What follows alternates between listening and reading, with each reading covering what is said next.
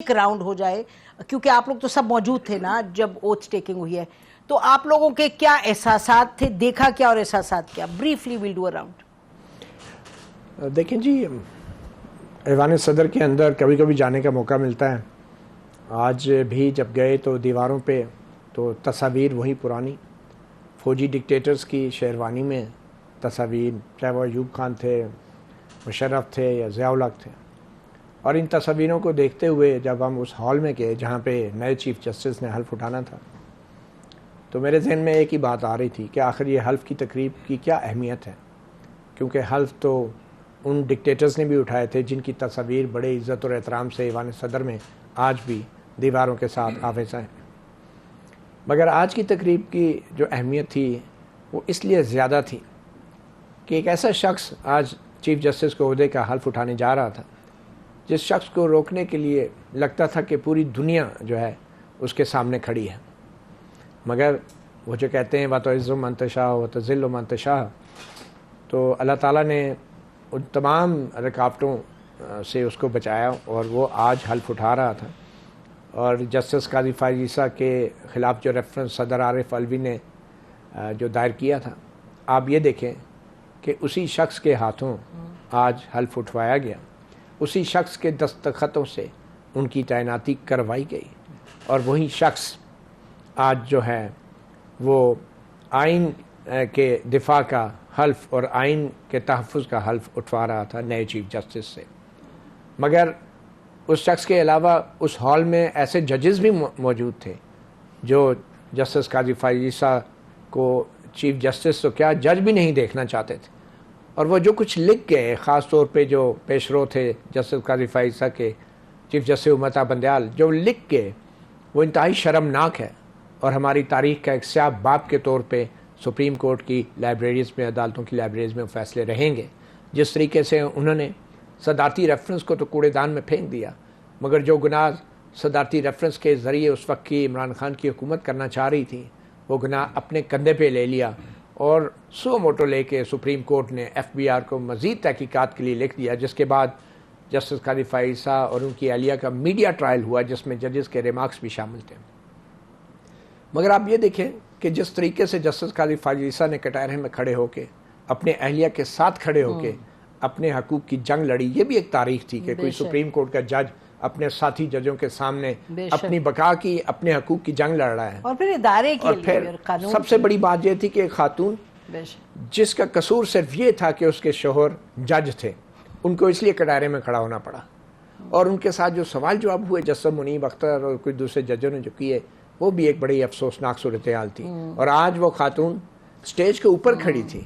بہت اچھا اور اپنے شوہر کے ساتھ کھڑی تھی. وہ ایک بیوی بن کے نہیں بلکہ پاکستان کی ان کروڑوں خواتین کی نمائندہ بن کے جو اسی طرح اپنے حقوق کی خاطر جنگ لڑتی ہیں، جدوجہد کرتی ہیں. اور آج جو جج کل آسمان پہ بیٹھ کے سرینا عیسیٰ سے سوال جواب کر رہے تھے کٹہرے میں کھڑی خاتون سے، آج وہ جج نیچے بیٹھے تھے اور وہ خاتون سٹیج پہ کھڑی ان کو نیچے دیکھ رہی تھی. چلیں اللہ کرے اچھی شروعاتیں. جی حسنات آپ بتائیے. دیکھیں یہی جو مطیع اللہ جان صاحب نے بڑا کمپریہنسولی بتا دیا ہے کہ یہ وہ ٹائم تھا جب مئی 2019 میں اس وقت کی اسٹیبلشمنٹ اور سپریم کورٹ کے ججز بھی شامل تھے اس میں، اور ایک جو ہے نیکسس تھا، اور ایک اس طریقے سے ایک جو ہے ان کے خلاف جو ہے شکنجہ بنایا گیا کہ وہ نکلنے کا کوئی چانسز نہیں نظر آ رہے تھے. لیکن انہوں نے کریج دکھائی، اور میں اس سے یہ ایک چیز ہے کہ پاکستان میں اگر آپ کریج دکھائیں تو آپ بڑی سے بڑی طاقت بھی آپ شکست دے سکتے ہیں. تو اسٹیبلشمنٹ پاکستان کی اس میں کوئی شک نہیں، ان کو شکست ہوئی اس معاملے میں. قاضی فائز عیسیٰ کے معاملے میں پورا زور لگایا گیا ان کی طرف سے. اس کے علاوہ سپریم کورٹ کی اندر within Supreme Court even Ansar Abbasi صاحب کی خبر ہے کہ جی اسٹیبلشمنٹ کے لوگ کہتے ہیں کہ ہمیں 3 ججز جو ریٹائر ہو چکے ہیں وہ بار بار کہتے تھے کہ ریفرنس کب لے کے آ رہے ہیں. تو یہ ایک دونوں طرف سے جو ہے وہ پری پلان چیز تھی. تو وہ ججز بھی آج نظر نہیں تھے آئے. 4 ججز جو ان سے ماضی میں جن کے دور میں ان کو ٹف ٹائم رہا اور ان کو کوئی کیس نہیں امپورٹنٹ دیا گیا، وہ ججز آج نہیں تھے ججز. اور یہ کہیں کو انوائٹ بھی نہیں کیا گیا. جو میرے ذرائع بتا رہے ہیں، ثاقب نثار، آصف سعید خان کھوسا، Gulzar Ahmed, they were not invited. قیوم یہ بتائیے گا یہ تو انہوں نے باتیں کل نہیں جو گزری ہوئی، کچھ اگر آپ اس پہ ایڈ کرنا چاہیں، لیکن آپ جب دیکھ رہے تھے یہ سب تو فیوچر کے حوالے سے کچھ آپ کے ذہن میں بات آ رہی تھی؟ دیکھیں کچھ چیزیں ہیں جو کہ ہم نے جو آپٹکس ہیں اب تک کے تمام جج صاحبان جو ہیں وہ اکٹھے آئے، وہاں پہ اکٹھے داخل ہوئے، تو اس سے ایک یہ تاثر جو ہے کہ مجھے لگا کہ وہ جو بٹر ڈیوائیڈ تھی وہ ہیل اپ ہوئی ہے، اور اس کی ایک وجہ شاید یہ بھی ہے کہ جو سابق تھے ان کے اعزاز میں جب کھانا دیا گیا جسٹس منیب اختر کی جانب سے، تو مسز عیسیٰ اور جسٹس قاضی فائز عیسیٰ اس میں شریک ہوئے، بڑی بات۔ اور میں یہ کیوں کہہ رہا ہوں کہ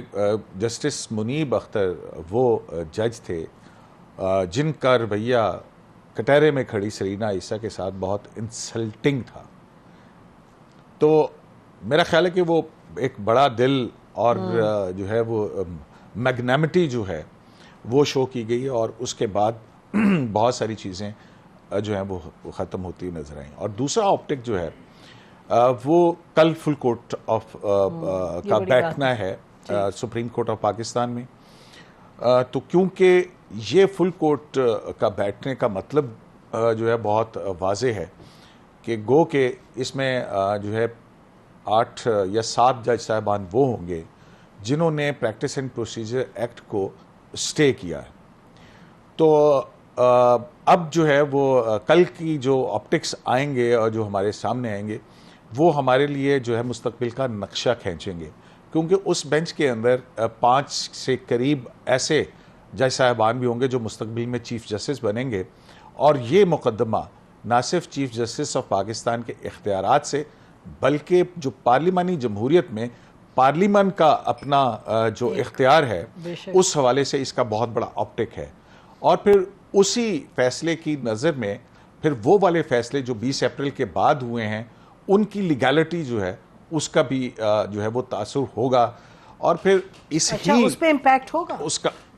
بالکل، یہ اس سے ان فیصلوں کی کیا ہوتی ہے، کیونکہ ابھی تک تو ہم نے دیکھا کہ پارلیمنٹ کے قانون جو ہیں وہ 2 جج صاحبان اڑاتے رہے ہیں، لیکن اب فل کورٹ بیٹھے گا، اور بنیادی سوال یہی ہے کہ پارلیمنٹ کا اختیار سماعت کیا ہے، عدلیہ کا اختیار سماعت کیا ہے، اور پھر اس میں 184(3) کے حوالے سے جو کہ کہا جاتا ہے کہ رولز فل کورٹ پہ بیٹھ کے طے ہونے چاہیے، یہ فل کورٹ کی اس کے اوپر ایک ججمنٹ آئے گی، چیف جسٹس کا اختیار، بینچز کی تشکیل، مقدمات کی فکسیشن، پک اینڈ چوز کیا ہوگا نہیں ہوگا، تو اس حوالے سے یہ جو کل کی سماعت ہے اور پھر اس کے بعد اس کے آنے والا فیصلہ وہ نہ صرف یہ کہ عدلیہ پارلیمان کے تعلقات، ان کے اختیار سماعت اور پھر عدلیہ کے اپنے فیصلوں کے حوالے سے بہت اس کا امپیکٹ ہوگا۔ ٹھیک ہے، گشکوری صاحب آپ بھی آج موجود تھے وہاں، ذرا بتائیے گا آپ کا کیا سرسری طور پہ کیا امپریشن آپ کو ملا؟ جی شکریہ میم، جس طرح ہمارے سینئر ہیں متی صاحب، حسنات صاحب اور متی صاحب قیوم صدیقی صاحب بتا رہے تھے، تو بالکل وہی ماحول تھا، اور ہم نے آف دا ریکارڈ ججز سے بات بھی کی تو تمام ججز جو تھے وہ یہی کہہ رہے تھے کہ مستقبل میں بہتری ہوگی، اور 1-2 جج جو ہے وہ ہمیں تھوڑے سے پریشان نظر آئے، لیکن باقی جو تھے وہ یہی کہہ رہے تھے کہ اب جو ججز کی تقسیم کا عنصر تھا وہ ختم ہو جائے گا، اور چند دنوں میں یہ بات جو ہے وہ سامنے آ جائے گی، کیونکہ کل جو فل کورٹ تشکیل دیا گیا ہے چیف جسٹس پاکستان قاضی فائز عیسیٰ کی جانب سے، تو اس میں جو آئندہ کا عدلیہ کا جو روڈ میپ ہے وہ سامنے آئے گا، اور اس میں تمام ججز بھی شامل ہیں۔ تو ججز جو تھے وہ بھی پر امید تھے، ان کا یہ کہنا تھا کہ آپ قاضی فائز عیسیٰ جو ہیں انہوں نے پچھلے کچھ وقت میں بھی، جیسے کہ قیوم صدیقی صاحب نے بتایا کہ انہوں نے منیب صاحب کے ڈنر میں شرکت کی، تو اسی طرح ججز بھی یہی کہہ رہے تھے کہ آئندہ بھی ججز کی یونٹی جو ہے اس میں وہ دیکھنے میں آئے گی، اور جو انصاف ہے عوام کو، جو قاضی صاحب جو آئین کی بات کرتے ہیں وہ اس پر عمل کر کے دکھائیں گے، اور جو فل کورٹ ہے وہ کل امپورٹنٹ ہے کیونکہ اس میں ہی جو اہم فیصلے ہیں وہ کیے جائیں گے، اور حالیہ جو نیب کا فیصلہ بھی آیا اس پہ بھی بات ہوگی، بالکل، بہت شکریہ۔